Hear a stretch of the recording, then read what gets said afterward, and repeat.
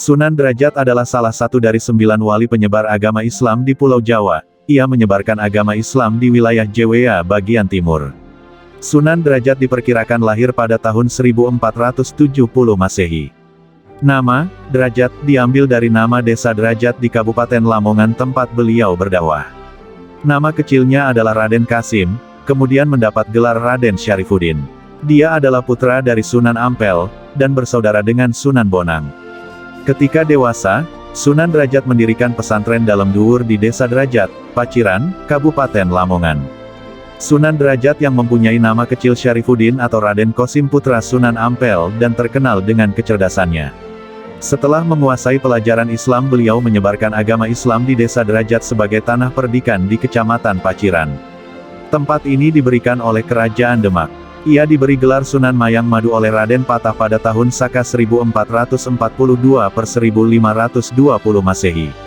Sunan Derajat bernama kecil Raden Syarifuddin atau Raden Kosim putra Sunan Ampel yang terkenal cerdas. Setelah pelajaran Islam dikuasai, beliau mengambil tempat di desa Derajat wilayah Kecamatan Paciran Kabupaten Lamongan sebagai pusat kegiatan dakwahnya sekitar abad 15 dan 16 Masehi. Ia memegang kendali keperajaan di wilayah Perdikan Derajat sebagai otonom Kerajaan Demak selama 36 tahun. Beliau sebagai wali penyebar Islam yang terkenal berjiwa sosial, sangat memperhatikan nasib kaum fakir miskin. Ia terlebih dahulu mengusahakan kesejahteraan sosial baru memberikan pemahaman tentang ajaran Islam. Motivasi lebih ditekankan pada etos kerja keras, kedermawanan untuk mengentas kemiskinan dan menciptakan kemakmuran. Usaha ke arah itu menjadi lebih mudah karena Sunan Derajat memperoleh kewenangan untuk mengatur wilayahnya yang mempunyai otonomi. Sebagai penghargaan atas keberhasilannya menyebarkan agama Islam dan usahanya menanggulangi kemiskinan dengan menciptakan kehidupan yang makmur bagi warganya, beliau memperoleh gelar Sunan Mayang Madu dari Raden Patah Sultan Demak pada tahun Saka 1442 atau 1520 Masehi. Pada suatu ketika, ayah dari Raden Kasim menyuruh putranya untuk berdakwah seperti kakaknya. Namun Raden Kasim tidak langsung menerima perintah ayahnya karena Kasim hanya ingin membantu kakaknya. Kemudian ayah mencari cara agar putranya Kasim berani berdakwah sendiri. Ayah menyarankan Kasim untuk berdakwah di Jawa bagian timur. Tapi Kasim menolaknya karena Kasim merasa berat jika ke daerah timur yang masih kental akan ajaran Hindu. Kemudian ayah memberi Kasim hak untuk memilih tempat di mana dia ingin berdakwah selain membantu kakaknya. Setelah berpikir panjang, Kasim memutuskan ingin berdakwah di daerah Surabaya, khususnya di Tuban.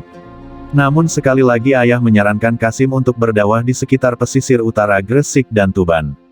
Akhirnya Kasim menerima perintah ayahnya untuk berdakwah di tempat yang telah disetujui. Kemudian Raden Kasim bersama para santri menuju ke Gresik untuk melaksanakan tugasnya.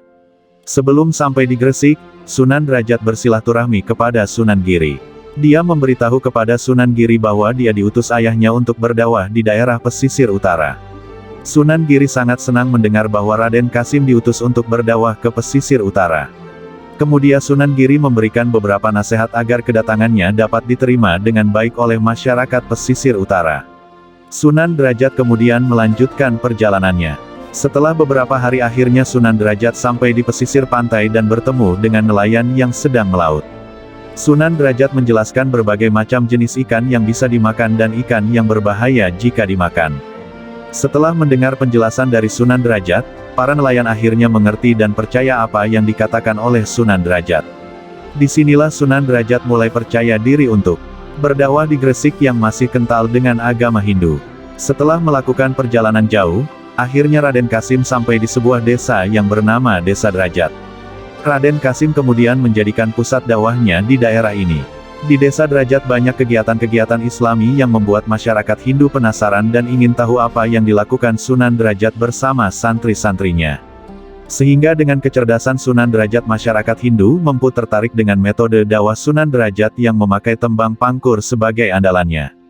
Filosofi Sunan Derajat dalam pengentasan kemiskinan kini terabadikan dalam Saptangga ke-7 dari tataran komplek makam Sunan Derajat. Secara lengkap makna filosofis ke-7 Saptangga tersebut sebagai berikut. 1. Membangun resep tiasing sasoma, kita selalu membuat senang hati orang lain. 2. Jroning suka kudu eling lan waspada, di dalam suasana riang kita harus tetap ingat dan waspada. 3. Laksmitaning Subrata Tan Nyipta Marang Pringgabayaning Lampah, dalam perjalanan untuk mencapai cita luhur kita tidak peduli dengan segala bentuk rintangan. 4. Meper Hardaning Pancadriya, kita harus selalu menekan gelora nafsu-nafsu. 5. Heneng, hening, henung, dalam keadaan diam kita akan memperoleh keheningan dan dalam keadaan hening itulah kita akan mencapai cita luhur. 6. Mulia guna panca waktu, suatu kebahagiaan lahir batin hanya bisa kita capai dengan salat 5 waktu. 7. Menehana teken marang wong kang wuta, menehana mangan marang wong kang luwe, menehana busana marang wong kang wuda, menehana ngiyup marang wong kang kodanan, berilah ilmu agar orang menjadi pandai, sejahterakanlah kehidupan masyarakat yang miskin, ajarilah kesusilaan pada orang yang tidak punya malu, serta beri perlindungan orang yang menderita.